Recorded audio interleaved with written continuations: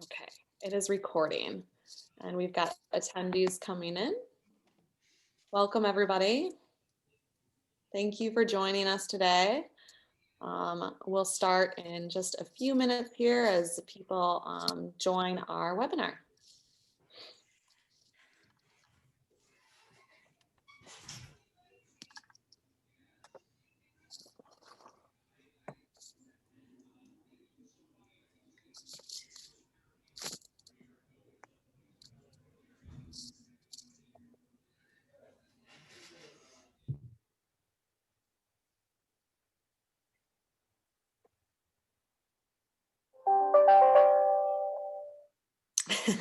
Somebody's email. That was my reminder to be here. Oh, good. Yes. Well, I'm glad you made it. Yes. I'm gonna shut everything down here All right. so we don't have any more beeps. Okay. Good idea.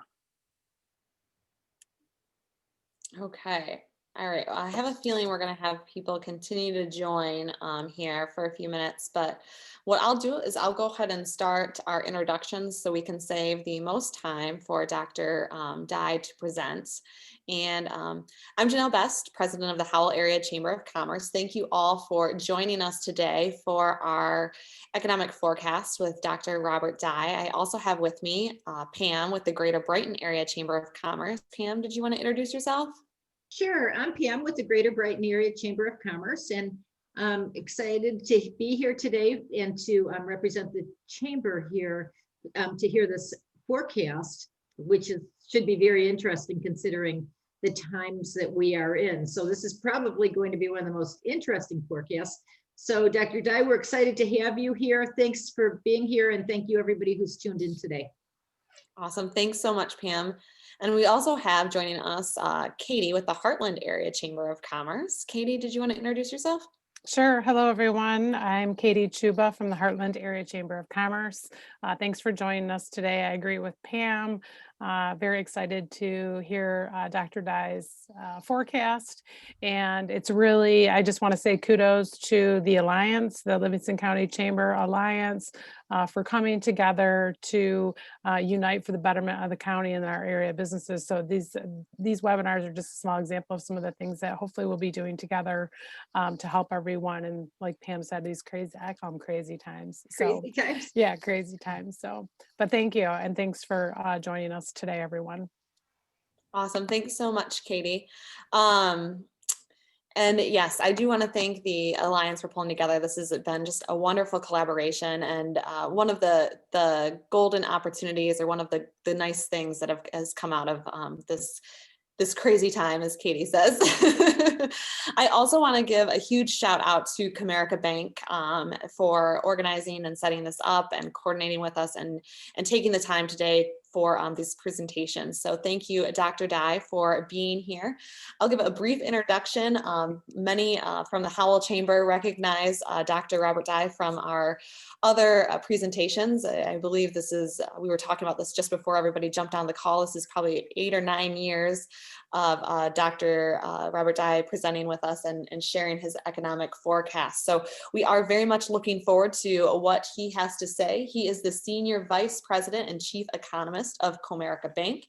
He leads the Comerica Economics Department, which provides research and analysis vital to Comerica and its customers, as well as business leaders and policymakers throughout the country. Welcome, Dr. Dye, and I'm going to hand it over to you. Great, thank you, Janelle and Pam and Katie, and very nice to be here with everybody.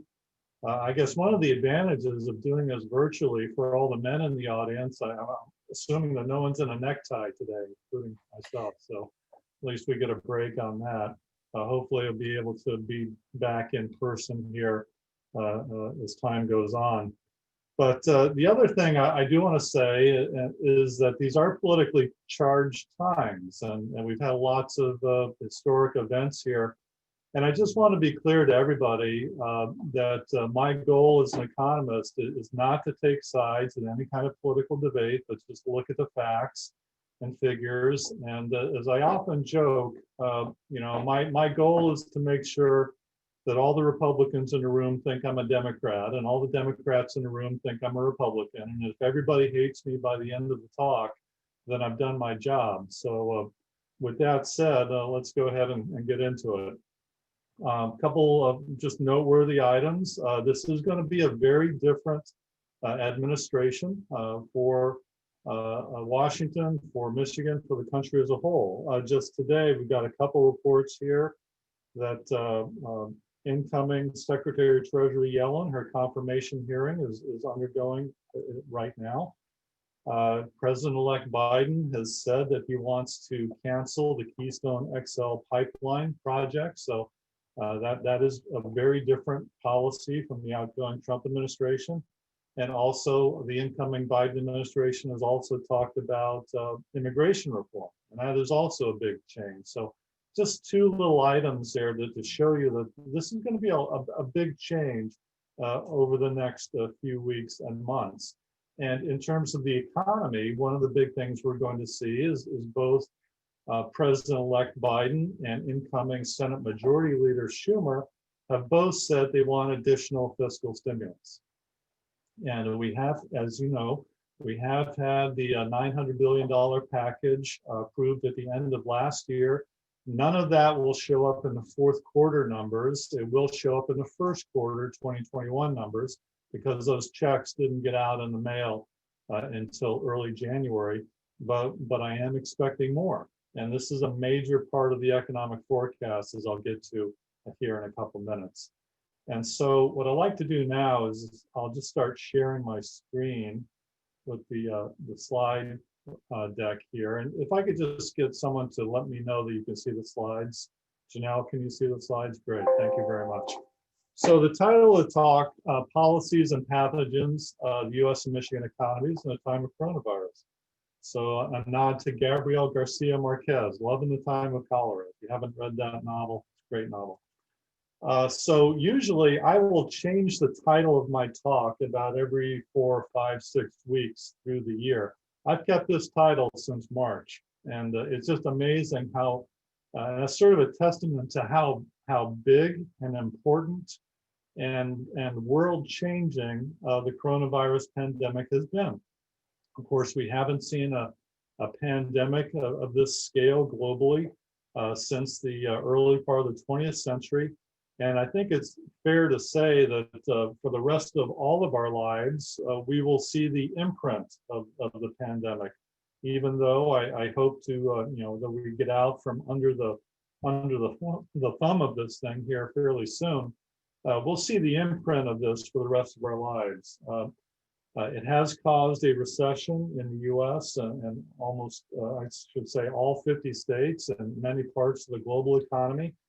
And recessions are times of heightened economic change. We have a counterintuitive way to say that in economics. We call that creative destruction.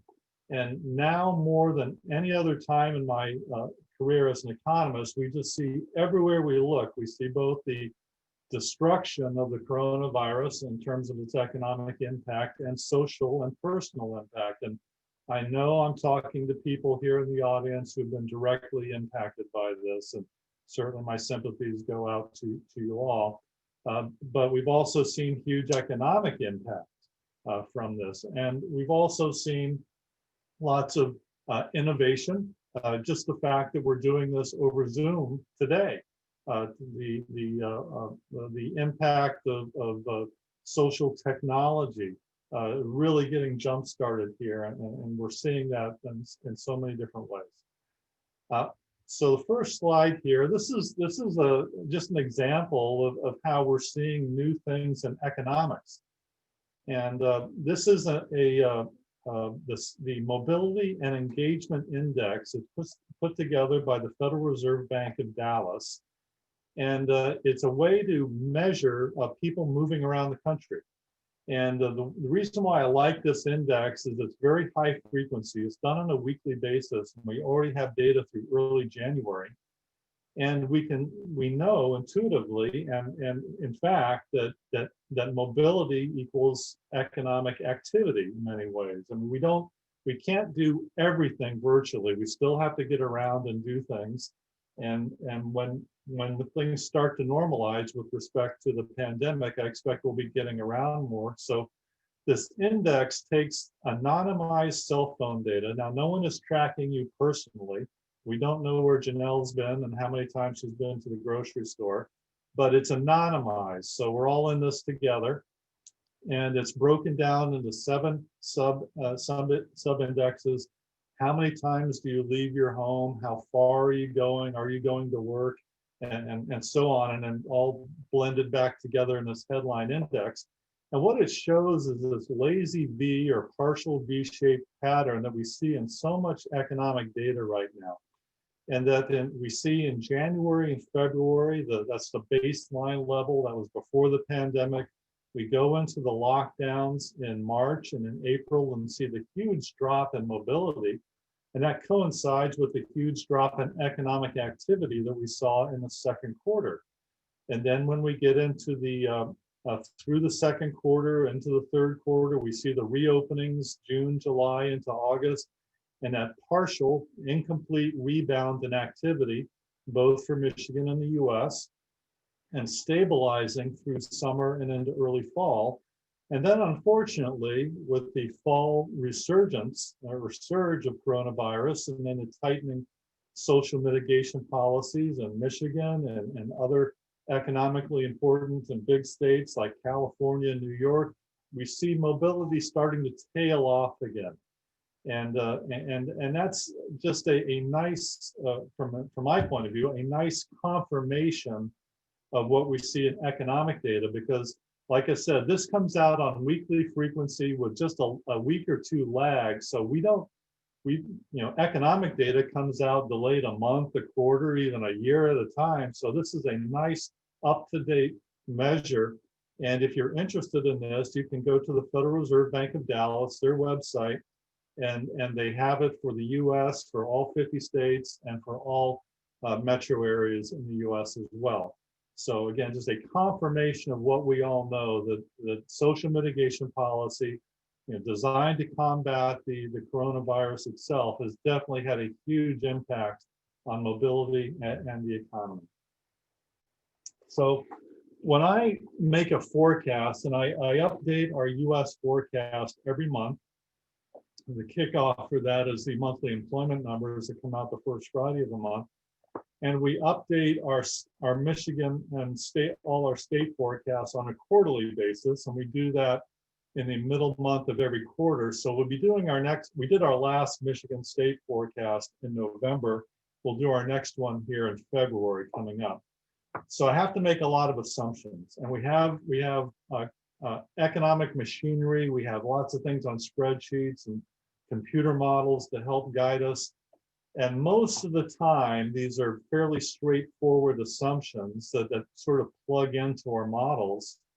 But now, in this last year, I'm forced, and my colleagues in economics, we're all forced to make non-economic assumptions. So this has been a push for us all into learning new things and learning about epidemiology and pandemics and what social mitigation policy is. So lots and lots of learning and lots of trying to fit things that are non-economic into economic models. Now, as I go through this list, you'll understand what I mean. So first of all, no near-term political crisis. And I know we have inauguration here right around the corner, literally. And my assumption is that we will not have a major political event as a result of this. Any sort of pushback or protests will not be economically significant. I am expecting to see protests, but I'm not expecting to see anything economically significant.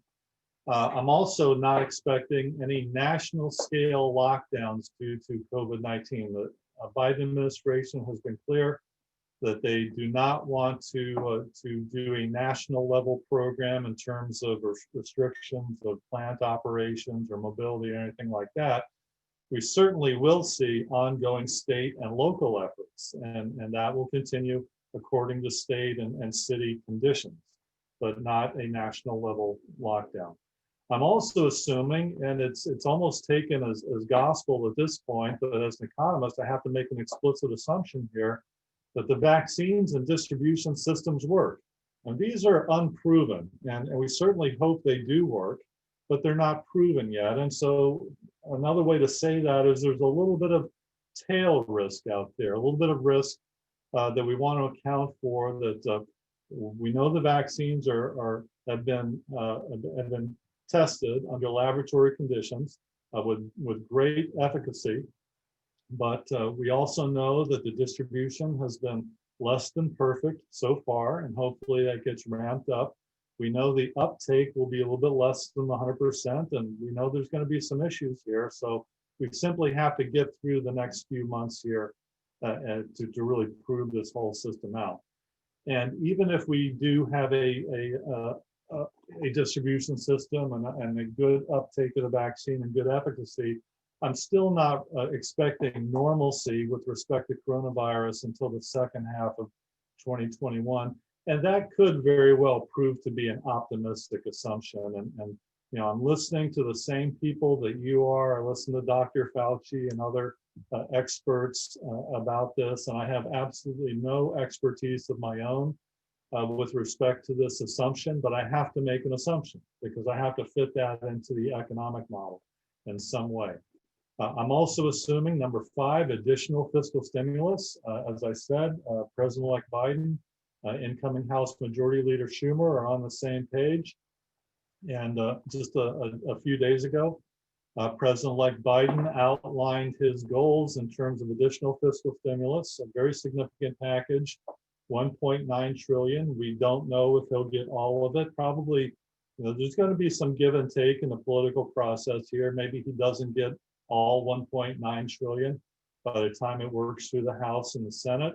Maybe we get 1.5 trillion, but that's still a significant amount of fiscal stimulus, especially coming on the heels of the 900 billion that was just approved at the end of last year. And as they used to say, I'm going to say this facetiously, you know, a trillion here, a trillion there, pretty soon it adds up to real money. And these are real big dollar amounts, and it is a huge amount of stimulus. And of course, it does beg the question down the road is, you know, paying for this and what this does to the national debt and all that. And I'll be glad to try to address any questions at the end of the talk about that. The rehiring rate of furloughed workers somewhat less than 100%, and this is proving out here. I've had this assumption in place since early in the spring, and this is proving out to be the case, and that especially for the small businesses, the restaurants and entertainment venues and other consumer-facing businesses that have, this lockdown has been so impactful. Even when they've been allowed to reopen, they've not come back to full capacity. And maybe if you're a small restaurant and you've got 20 employees and you reopen, maybe you had 15 or 18 of them come back, and maybe you didn't fill all your positions because you just weren't sure what the demand was going to be. And we're seeing that pretty much across the board, and I'll show that very specifically in a graph here coming up. There will not be another economically significant crisis in the near term. We've got enough going on here, and that's just an assumption that I'm not looking at another unrelated event hitting us. This could be geopolitical. There's potential out there, but I'm assuming right now that we're going to get through the inauguration in good shape. We're going to get the vaccines out there in good shape. And then the economy will have a pretty good runway to grow once we get in the second half of the year. So number 8, ongoing demand destruction will lead to capacity reduction in certain industries. So the reason why this is an important assumption here is we've seen businesses shut down and reopen. But even with the reopening, the volumes are still down. And an easy way to think about this is with the airlines. So you've got these major airlines out there, and they've all have debt to pay and huge costs for capital and payroll and things like that.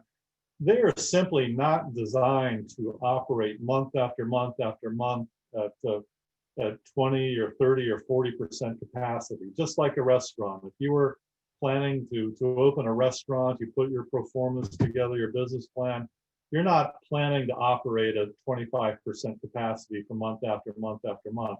Some of these industries are going to get a bailout or already have been bailed out through PPP loans and other things like that. Some of them are not. But even with bailouts, we're seeing some definite restructuring. Hertz rental car, other rental car companies, an example, they've gone through bankruptcy restructuring because of ongoing reduced demand. So this is going to have a lasting impact on many, many businesses, even with a successful vaccine rollout and renormalization. So that's number 9, lasting and lingering economic after effects, even when we sort of normalize with respect to coronavirus. And number 10 is it's a K-shaped economy, and that means just think about the pattern of the letter K, an upper leg and a lower leg. There are winners and losers everywhere. And any way you slice the economy right now, you look at businesses, you look at households, you look at sectors of the economy, and there are winners and losers everywhere. And again, it gets to that creative destruction process of recession. It's always a K-shaped economy going through a recession, always winners and losers, but never more so than now. It's just very, very stark how some parts of the economy are doing very well and other parts are not doing well at all. And it's very hard to give sort of one size fits all comments about the economy. I'll do this, but I'll hedge a lot also because it's just very, very K-shaped right now. So when I think about what's going on at the US level, I often look at 2 key indicators.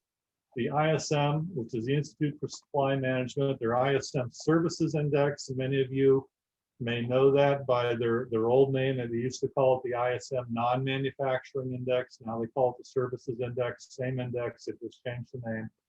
And then the ISM Manufacturing Index. So the Services Index captures the bulk of the US economy, about 75–80% of the US economy. The Manufacturing Index captures about 15%, the other bit being government. In a manufacturing intensive state like Michigan, it's very important. We look at the manufacturing indicators. And so the way to read this is anything above 50 in both those indexes indicate improving or expanding conditions. And typically the Services Index is less cyclical than the Manufacturing Index. We see the Manufacturing Index dipping down in 2012 and 2015, 2016. But manufacturing think of it as more volatile, but also a big accelerator. Manufacturing industries, as you know, are very connected with supply chains. They tend to have higher wages, high value added. So it's a huge accelerator for the economy. And what you see here is coming out of the Great Recession on the left, the dip in 2008, 2009. Services have been on a very long expansion cycle, continuous since the Great Recession. Manufacturing has had a couple little dips here and there, but for the most part also been on the upside. And then we go into 2019, manufacturing conditions were cooling down even before the coronavirus. And so a lot of people are forgetting that at year end 2018 into 2019, we saw conditions cooling down a little bit. Boeing was having some issues. And then conditions really cooled as we got into 2020 with the lockdowns. Now, the good news is all the way over on the right-hand side of that graph, both the Services Index and the Manufacturing Index well into expansion territory. And indeed, anything above 60 is really looking really good. And the Manufacturing Index for December hit 60.7. So very good conditions there. And I've just got a note there on the right-hand side of that page about commodity prices, because these headline indexes, they're comprised of sub-indexes. And one of the sub-indexes for both these series are commodity prices, what their input prices are doing. So both for the ISM Manufacturing Index and the ISM Services Index, they're looking at commodity prices going into what these companies are doing. And in December, we saw every single commodity listed in both indexes up in price. So that includes industrial metals, steel, aluminum, copper. It includes building materials, timber, lumber, wallboard, things like that. It includes obviously petroleum, and petroleum products. And so there is a whiff of inflation out there in terms of commodity prices. That has sometimes an indirect route to the overall consumer price index. Of course, gasoline prices, we pay more gasoline for gasoline at the pump. That goes right into the CPI, consumer price index. But some of these other things, companies are able to substitute, they're able to adjust their processes a little bit. They're able to use inventory as opposed to buying new products. So there's a lot going on that sort of mutes that transmission from increased commodity prices to increased consumer prices. But there is some pressure out there, and that's important to consider down the road. So the other thing we're seeing right now is a housing market in the US that is doing relatively strong, relatively good. And that's yet another example of the K-shaped economy. So if you're a household that you've held on to your job, you're a middle to upper income household, you feel like things are fairly secure. Maybe you've gone out there and you wanted to buy a house that's farther out from the city. Maybe you get your lake house going and commute into the city every now and then, something like that. But we've seen both new home sales and existing home sales very strong in 2020, despite the economic downturn, and getting back to levels that we haven't seen since 2006, before the Great Recession, before the housing market meltdown. So housing, like manufacturing, is an accelerator for the US economy. It pulls in materials and workers and lots of value added there. So that part of the US economy actually doing pretty well right now. So here's what the labor situation looks like. I told you I was going to get into the jobs a little bit. Normally, when I talk about labor, I talk about the month-to-month change in the jobs report. An example of that is I would say there's 150,000 new jobs in October and 200,000 in November. If I showed you that kind of graph, it would be so volatile now, it would be meaningless. So what I'm showing you here is the absolute level of payroll jobs in the US, and that's measured in thousands. So let's read this graph from left to right. That 135,000, since it's measured in thousands, that's 135 million payroll jobs in the US in 2006. We gained some more at the peak of the previous expansion cycle, 138 million. We lose about 8-9 million in the Great Recession. We get down to 130 million in 2010. And then you can see the record-setting expansion cycle here, 128 months of very consistent job growth and economic expansion through the 20-teens, and we get up to 153 million jobs in the early part of this year as of February. And in 2 months, March and April of last year, we undo the entire expansion cycle.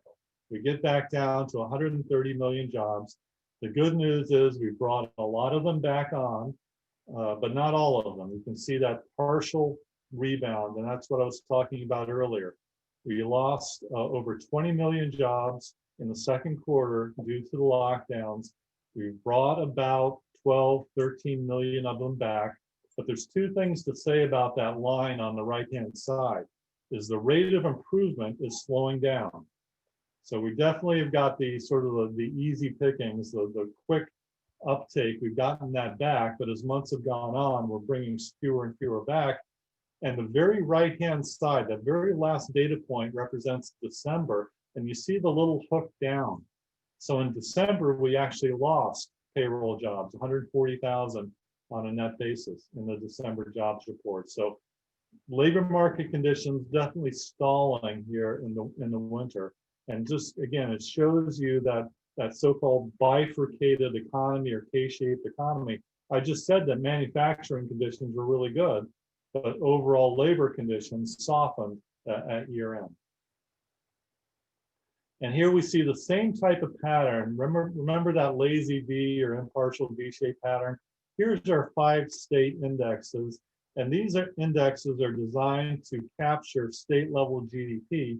You see Michigan, the purple line, sort of in the middle of the pack by 2017, 2018. Michigan coming out of the Great Recession on the left-hand side ahead of most other states. That was the auto industry bailout.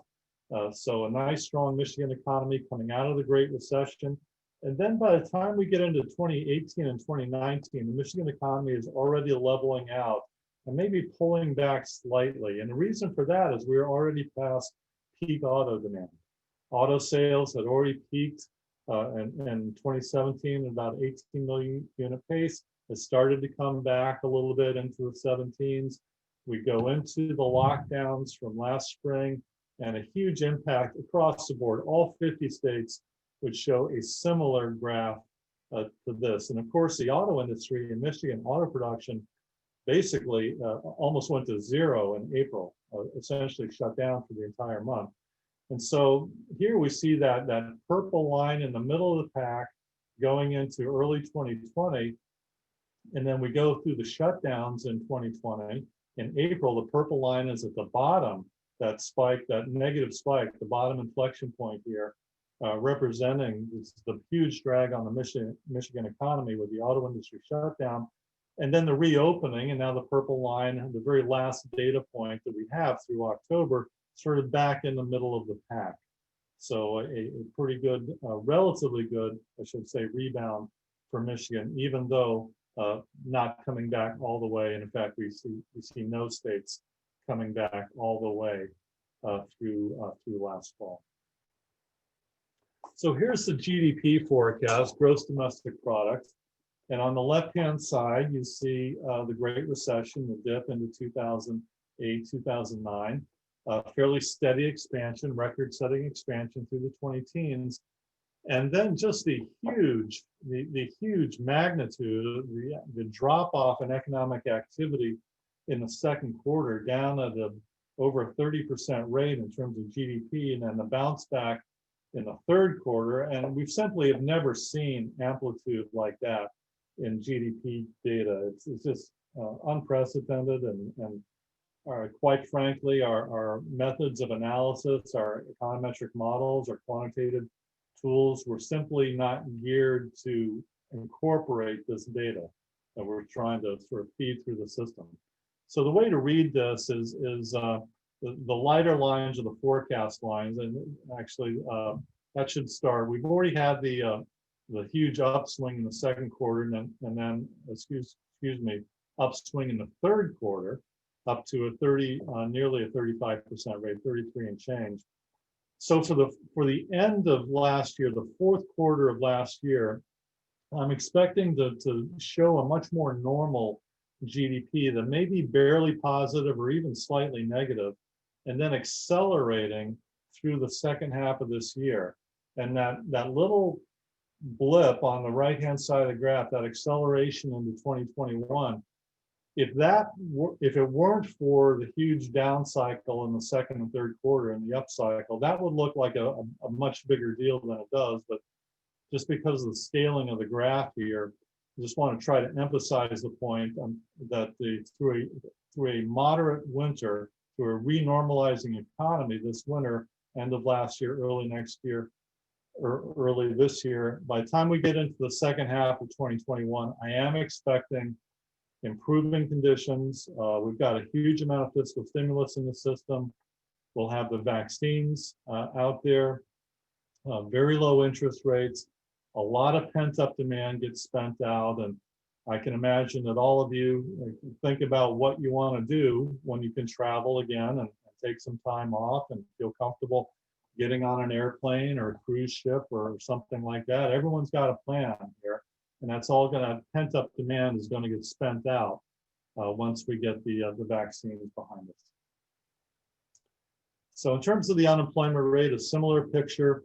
US and Michigan both near 4% going into February of last year, and then we have the lockdowns, a huge climb for Michigan up to about 20%, and now coming back down to about 9% or so. And then from this point forward, that line starts to level out.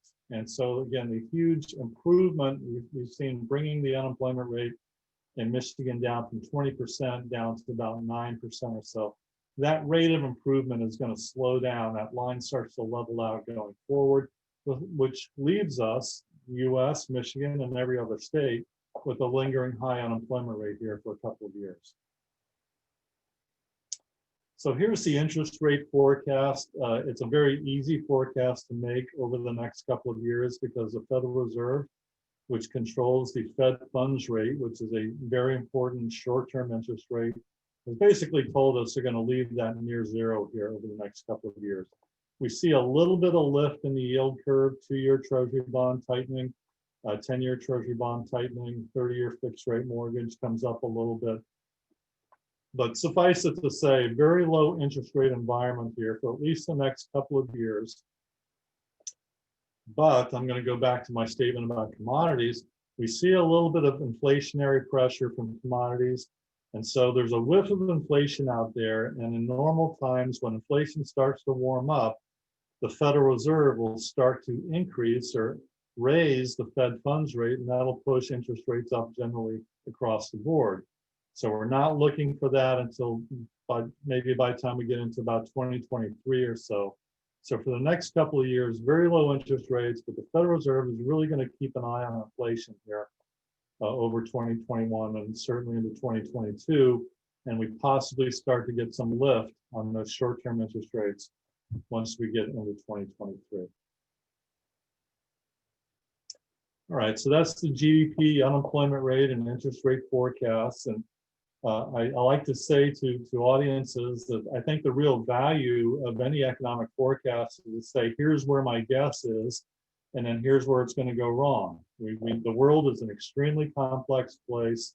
No one that I know of in economics predicted a year anything close to what we had in 2020.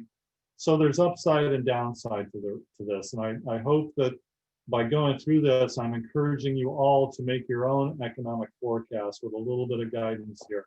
So what could happen on the downside to make my forecast look worse than possible, worse than it does? So political risk, certainly we've got to get through the next couple of days here without a major political event. And a minor event, I think, will be simply glossed over by financial markets. If we see some protests, if we see some minor events here and there, but a major event could have a lasting drag on consumer and business confidence. If we see worse coronavirus reports from here, and we have to go into even tighter state and city area lockdowns, that would certainly be a drag on economic activity, leading to a double dip recession. Really put businesses through a real ringer here in terms of closing down, opening back up, closing down, opening back up. And as you all know better than I do, especially small businesses do not have the resources to deal with that kind of environment and the planning that it takes to get through that. So that would be a major drag here if we saw cases, coronavirus spiking from this point upward and then resulting in even tighter social policies down the road. Most of my family is English. My mother is in England, my sister over there, and the whole country is in very tight lockdown right now. And so that's going to have a very devastating impact on the UK economy here early this year. Vaccine efficacy and uptake. So it needs to be distributed effectively. It needs to be utilized. People need to take the shots, and it needs to be shown to be effective. If any of those items in that chain do not work out as intended, it either doesn't get distributed, it turns out to be less effective, and people don't want to use it. That leaves a pool out there for the vaccine or for the virus to continue to mutate and potentially be more of a problem down the road. So that is some tail risk out there, and we simply have not proved out this vaccine system yet. I hope we do so in the very near term and get this issue behind us. Lingering after effects of demand destruction. And as I said, many businesses are suffering. We've seen a lot of business closures. We're going to see more before this is all over, even with federal level fiscal stimulus. There is potential for an inadequate policy response. We have a term for that in economics called fiscal exhaustion. And I hope we don't get to that point. The combination, in my view, the combination of the Biden administration going all in terms of fiscal stimulus and the vaccines coming out about the same time, I hope we don't need yet another round of fiscal stimulus out there, say next summer or even in the fall, but that remains to be seen. Lingering high unemployment rate because we're not bringing 100% of the furloughed workers back. Maybe we end up bringing 70% or so back, 65, 75%, something like that, but not all of them. And that unfortunately is going to leave a significant number of workers on the unemployment rolls here for some time to come. There has been a drag on state and local government hiring and projects. This is very important because state and local government spending is 50% larger than federal spending. So state and local governments together have a bigger impact on GDP than the feds do. And so we know tax collections are down, and the state and local governments have been furloughing people, and they've been canceling road projects and things like that. And so it's very important, again, that we see the economic activity turn back north, and we see tax collections come in, and we see state and local governments getting back to their business as usual. Credit tightening. Now, I'm concerned that if there is a double-dip recession here, that banks and other financial institutions, I'm not talking about Comerica Bank specifically, but banks generally may be forced into a situation where they have to tighten up the credit, in which we have a compounding impact in terms of a longer potential recession to follow. Oil lower for longer. Years ago, that would have been a good thing for the US economy and net positive. But now with the expansion of the oil industry in the US, lower oil prices means less drilling activity in the US, less demand for machinery. It means weaker manufacturing sector. So there is potential there for a very weak domestic energy industry for some time to come. Lately, it's turned back, it's firmed up a little bit though. And so right in sort of in the sweet spot, and I hope it stays there with oil in the $50 to $60 range here. Geopolitical, there's been some saber rattling with Iran. There's concern over North Korea. Other countries, there's been some increased tension with China over Taiwan. And so that all remains to be seen how that plays out and the potential impact on the economy. So that's all the doom and gloom. And unfortunately for you all, economists are sort of good with the doom and gloom. What can happen though on the upside? How could this situation get better than expected? Well, perhaps we get more fiscal stimulus than expected, and maybe President-elect Biden gets the upper range of what he's asking for. So that would be good for the economy in the near term. We get the vaccines out there. They get utilized. They prove to be very effective. And we get to this concept of herd immunity very quickly here this year. And as time goes on, again, I'm not by any means an expert in this at all, but the articles that I'm reading, science journals and elsewhere, a lot of people who are experts are postulating that coronavirus, once we get the vaccines out there, get a little bit down the road, sort of turn into almost like a seasonal flu, common cold thing, where we can depend on having ongoing herd immunity and much less of a need for any kind of social mitigation policy going forward. But again, that remains to be seen. Improving business and consumer confidence. I think that goes hand in hand with the vaccines. Lots of things that we want to do as consumers that we haven't been able to do, and lots of things that business people are waiting to do once they see that clear runway of demand in front of them. A very low interest rate environment, so very favorable there to borrow some money, to expand your business as consumers unleash pent-up demand, including for autos near and dear to Michigan. Housing market, as I said, is a nice bright spot right now. Rest of world growth, China just released their fourth quarter GDP numbers, up 6.5% year over year. So Asia as a whole starting to come back. Europe being the laggard here. So let's position the US between China on the one hand, US in the middle, and Europe on the other side being a laggard. But once we get the vaccines out there and Europe does the same, we can see the whole rest of the world economy starting to generate some momentum.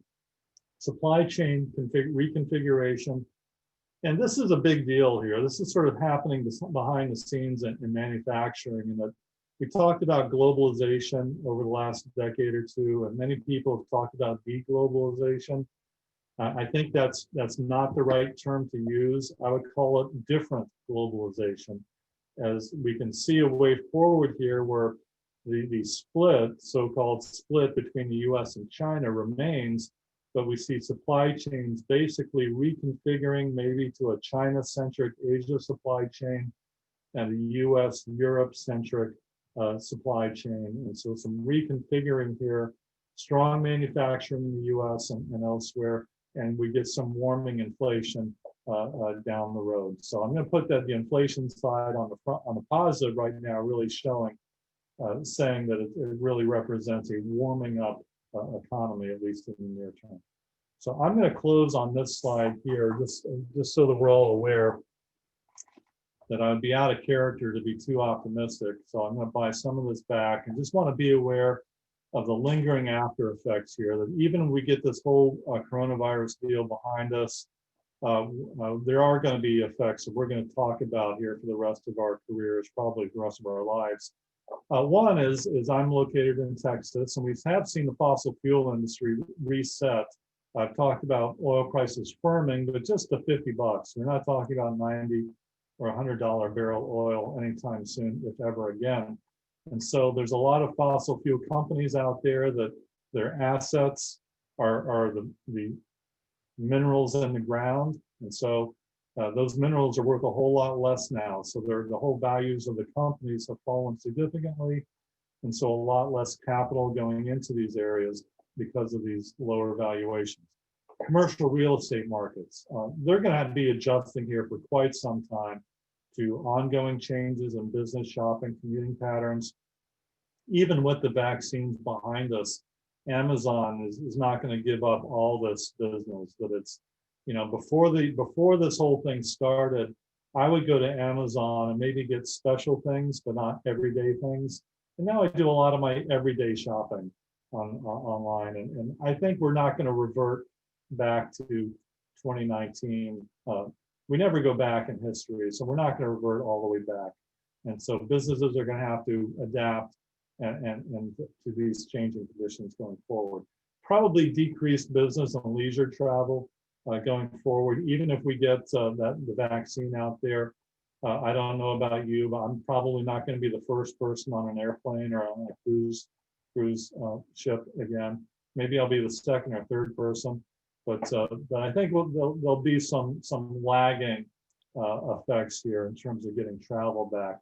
Loss of vitality in small consumer-facing businesses. This is very important because, as you all know, in order to have large businesses in the US, we need small businesses.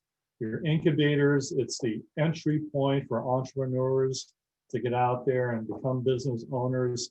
And this whole issue has had a major impact on small business. And so that is going to hurt us for some time to come. Women in particular have been affected by this, both in terms of their ability to participate in the labor force. And I'm not trying very hard not to step on a landmine, but I think it is fair to say that a lot of young households with small children, the burden of child rearing in a no school environment has fallen on a lot of women and some men, but mostly on women. So it has pulled a lot of women out of the labor force because they've had to stay home with the kids because the kids couldn't be in school. And also there's a question of simply how many babies are we going to get out of the next year or so. And just a little editorial comment here that I recognize this, it is incredibly difficult to have a child and to raise a family with young kids in this country. And I know this from people that work for me and at the bank and how hard it is this last year when they have small children, school-age children, navigating this whole system. So it's a challenge. Changing net migration patterns. How many people are moving into or out of a particular state or region. And this is the biggest, most important long-term economic variable. We don't talk about it a lot in the short-term forecast, but if someone's going to say to me, where do I expect Michigan to be 20 years from now? I'm going to go straight to talking about net migration. How many people are moving into or out of the state? And because of the work remotely now, we have people that are based in our office here in Dallas. I know a couple working in Chicago, other people working in Florida, other people working all over the country. And it's right now, it's unclear how much of that will revert back or how much people will continue to be able to work remotely in a location that is far away from their actual business center. Reduced confidence in public schooling. Because of all the issues that we've gone through the last year, we'll have to see how this plays out. Excuse me. Last point here, accelerated change in the auto industry. Maybe not directly impacted from COVID, but there is some of it is there in that we're talking a lot about autonomous cars and ride sharing and things like that. And maybe this whole concept of ride sharing is dialed back just a second, just a notch or two, as we think about, do I want to be in a car with whoever's been in front of it and before me and before them and before them, if I'm very concerned about my exposure to any kind of diseases out there, maybe dial that back a little bit. And then on the other hand, though, all these whiz-bang high-tech things that we've been talking about with the auto industry to come are no longer to come. They're here with us right now. And just ongoing acceleration here, the electrification of the auto industry. And this is going to create, again, K-shape here, winners and losers for Michigan as the design, the research, the marketing aspects of building automobiles are all in very, very high demand. But as the industry electrifies, one of the goals of this whole process is to reduce person hours needed to produce an automobile. Right now, a typical automobile requires 32 human hours to make on the assembly line. The goal with new autos is to get that down to 16. So Michigan as a state can produce the same number of automobiles with half the labor going forward. And it's something to think about in terms of the state economy as we go through this incredible change in the auto industry. So I'm going to stop sharing my slides here, take a drink of water, and I'd be glad to take any questions. Okay, I was trying to unmute myself there. Thank you so much. What a great presentation, lots and lots of information. We have some questions already. If you haven't already and you would like to ask a question, you can type your question into the Q&A. We prefer to use the Q&A box as opposed to the chat box, but I will try to address some of the ones that are coming through the chat box as well. But if they could all go through one place, that would be really helpful. I'm going to start here with a question regarding lingering effects. What are the long-term effects of printing trillions and adding to the national debt? Yeah, I'm glad we got to that one first, because that's sort of the biggest hangover. And if you got a week or a month or two, perhaps we could talk about it. But I'm just going to try and hit some of the highlights. I'm saying that facetiously. It's a very complicated issue. The simplified way to think about it is, the way economists tend to think about it is, we've got the fire right in front of us, and we need to put the fire out in terms of the recession and the impacts of coronavirus. And so we need to get the money out in the economy now, and we worry about getting more water later. So we've got the fire in front of us. We use whatever we need to deal with the economy, and we'll worry about the debt later. But that's going to happen very quickly. And if my economic forecast proves to be correct, we start seeing an improving economy later this year, those concerns about the debt are going to come back very, very quickly. So how do we think about this? First of all, right now, it's a low interest rate environment globally. So the money that we're borrowing is low cost, which is good, but it's not necessarily going to stay that way. So we know there's some interest rate risk out there. The other things we were learning more as economists is a way we measure debt to GDP. Is that the right way to do this or not? And there's a lot of thought now that that probably isn't the best way to do it. And if you think of some other ways to benchmark this debt, it doesn't look quite so bad. So part of the issue is how do we measure it? How much is too much? And what happens if we get too much? So one, we don't really know how to measure it. We're talking about it right now as economists. Two, no one knows how much is too much. We don't know whether we've crossed the line until we cross the line. And how do we know that? Well, the bond market sort of pushes back and people stop buying treasury bonds as much and interest rates start going up in the treasury bond market. We haven't got to that point yet. I think there is no near-term fear that we're going to get there quickly. But again, if we cross the line, the treasury market's going to start pushing back on us and it's going to get more expensive and we start having compounding issues. So it's definitely a concern. If you really want to get into the weeds with this, you can read about modern monetary theory, or MMT. If you're a proponent of modern monetary theory, you say that it really doesn't matter what our debt level is because we can print as much currency as we want, and we can absorb extra debt through the Federal Reserve and do things like that. So there is no constraint out there. But that's a very theoretical point of view that has never been proved out. So on the one hand, you have the fiscal hawks who are very concerned about issuing too much debt, the potential for a snapback in interest rates and a compounding debt problem. And on the other hand, you have the fiscal doves who say, basically, don't worry about it. We've got a situation in front of us that we have to deal with, and we'll worry about the debt later. Who's right and who's wrong?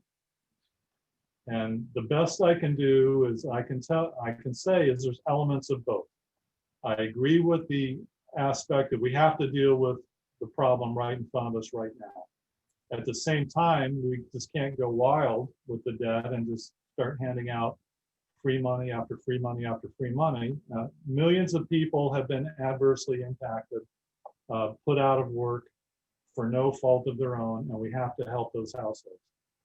But I'm hoping we can get through this and we don't see too many more big fiscal packages like this to come. But that's why we pay politicians and not economists to make these decisions. This is purely a political decision. It's the best way to say this is like there is no way to say who's right and who's wrong. And unfortunately, the only way we're going to know is with the benefit of hindsight, which means it's going to take some time down the road. I'm hopeful that we haven't gone too far. I'm hopeful that the households that need assistance and the businesses that need assistance are getting that assistance. But I'm also concerned, like all of you are, that if we do go too far, we're going to see a snapback in terms of the treasury market. Fewer countries are going to be willing to buy treasury bonds. That means interest rates are going to go up, and we're all going to pay for this, either in terms of higher taxes or higher interest rates, or more likely both. We're going to be paying for this for the rest of our lives. So unfortunately, there is simply no way to know. And what Ben Bernanke has said to situations like this applies. In economics, there's no counterfactual. And what that means is we can't do a controlled experiment where this half of the economy are fiscal hawks and this half of the economy are fiscal doves, and we see who's right. We simply can't do that. And so this is unknown territory. And as economists, as politicians, as government officials, and as taxpayers, what we're doing right now is trying to muddle through an unknown situation, doing the best we can. And that's all we can say about it. Thank you. Good answer. It's challenging to probably navigate some of these. And we have a lot of questions coming in as it relates to the stock market and the disconnection between the stock market and the economy. And What is your forecast there? Yeah. Do you think the market will continue to break new highs or cycle through different sectors? Yeah. So first of all, I'm not a fiduciary, so that means that I'm allowed to say whatever I want to say without having Comerica Legal looking over my shoulder. But the restriction on that is I'm not allowed to talk about any specific company with respect to stock market, but I can talk about stock markets generally speaking. So stock markets generally speaking have the attention span of a fruit fly or a goldfish, whichever you prefer. So they're very, very focused on what's happening today. They're not quite so much focused on the long-term issues. And stock market has, generally speaking, has been responding very favorably to the increased potential for fiscal stimulus in the near term, and the fact we're getting the vaccines, the distribution has already begun. So my sense of it is that the markets are looking rich. Can they continue to look richer? Yes, of course they can. We're all familiar with the phrase irrational exuberance. At some point, the market will correct and reckon with that. Does it happen a month from now, a year from now, 2 years from now? Your guess is as good as mine, but probably at some point there will be a reset on the market, and we will look at price to earnings ratios that are more in line with recent history and not quite so rich. But in the meantime, the market's doing well, and people are making a lot of money in it. So I'm not going to complain about that until I do. And could you talk a little bit about how you think the minimum wage would have an effect on Michigan businesses? Yeah. So this is a really interesting issue. Of course, the Biden administration is proposing a $15 federal minimum wage. States generally across the board have been raising minimum wages, and this will put even more pressure on states. So first of all, is the minimum wage unfair? The whole concept of it. Yes, it is unfair. To whom is the minimum wage unfair to? Both workers and businesses. It's unfair to everybody. Why is that the case? Well, I'm going to make a little graph here so we can see this.